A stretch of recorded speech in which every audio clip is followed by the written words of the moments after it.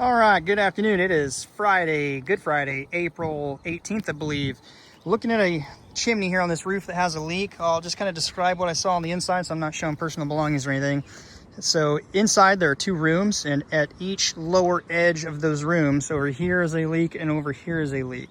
So with a wall like this and what's going on, I just looked around and I have an idea of what I think it is pointed out.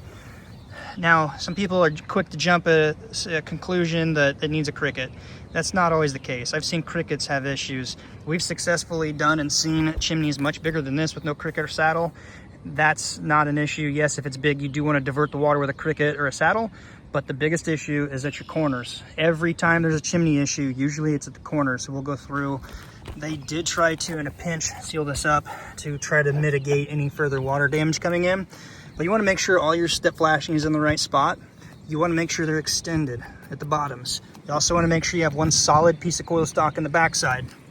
And you want to make sure they're extended. They're not extended. Chances are anything that's getting in this flashing here is now coming in a cut and a penetration here because it's not properly extended. So when you extend them, there's one other important step. You want to put a bead of sealer under the flashing going up the roof deck. So when the metal sits on it, it's sealed due to water coming off, wicking back up under. Now, why do I say it's not the cricket, it's not the saddle, it's not the lack of them that's causing a leak? I've seen plenty with crickets and saddles still leaking because they don't get the water out past the corner here. So my suspicion of what's going on, it's hidden, diverting one way or another, coming in the penetration, because where the flashing comes up, rolls up like this, at some point they need to cut it, whether it's flat on the roof at a 45, straight down, somewhere it has to transition so this part of flashing can lay in. If it's not a solid continuous piece of metal coming out past, it's getting stuck in there and running in.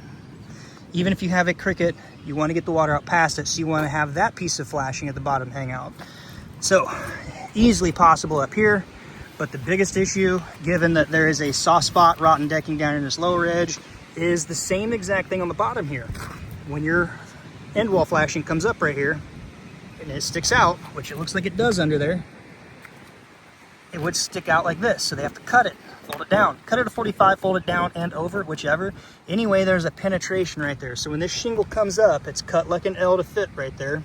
And that penetration right here, if you don't have the piece of flashing extend down, covering that cut part of shingle, you've got a perfect invitation right here where water pours in.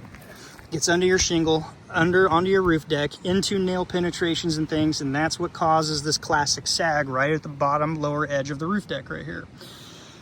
Now that this is all sealed up and everything, what we're gonna need to do is flat bar all the shingles out and around, replace this piece of bad wood because it is soft. I can't even stand here, it might bust right through.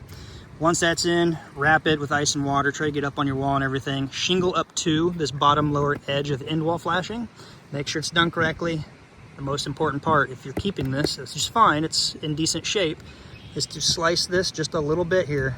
Take a piece of flashing and bring it down an inch or so past that. You're gonna dog ear it over, so it's kind of a low profile, a little piece right here coming out.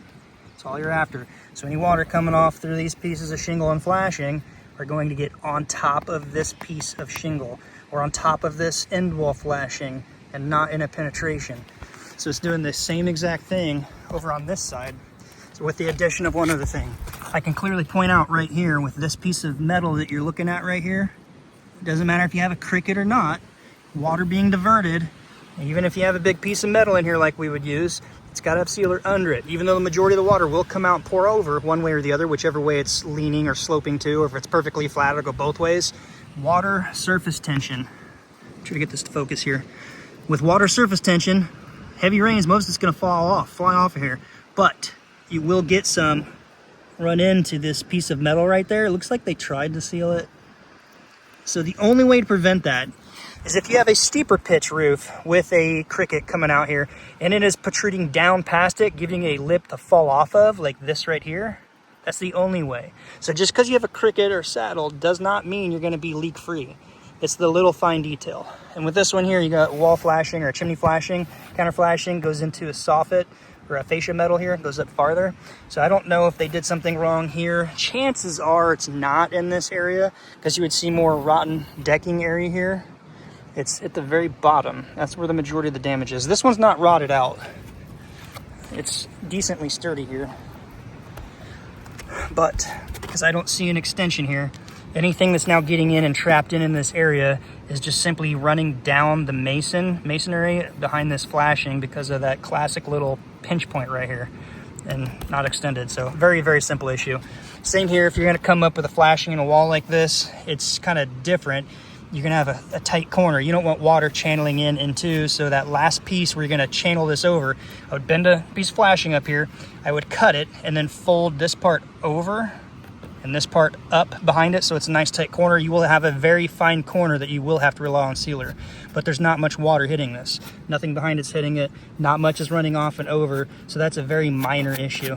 So I just wanted to point that out. The biggest issues are these corners, bottom sides. You can clearly see the dip in it happening right there now with the profile, right? So there's definitely a piece of wood that needs to be repaired here. Hopefully that gives you a little bit of an idea of what you're looking for. Anytime I get a leak call to go look at it, it's usually something along these lines, or they've really just missed a piece of flashing, which is common too. So if the step flashing is right here under the shingle, should be right at the buildup here or a tad above it so it can seal down. That next piece of flashing needs to be in the same distance on the next shingle. That way they each lap, if that makes sense. But anyway, all right, I gotta get busy, got a lot to do. It is Good Friday, trying to wrap up 3 o'clock today. So if you got any benefit out of this, you know what to do, give it a quick thumbs up. Until next time, be safe. See you in the next one.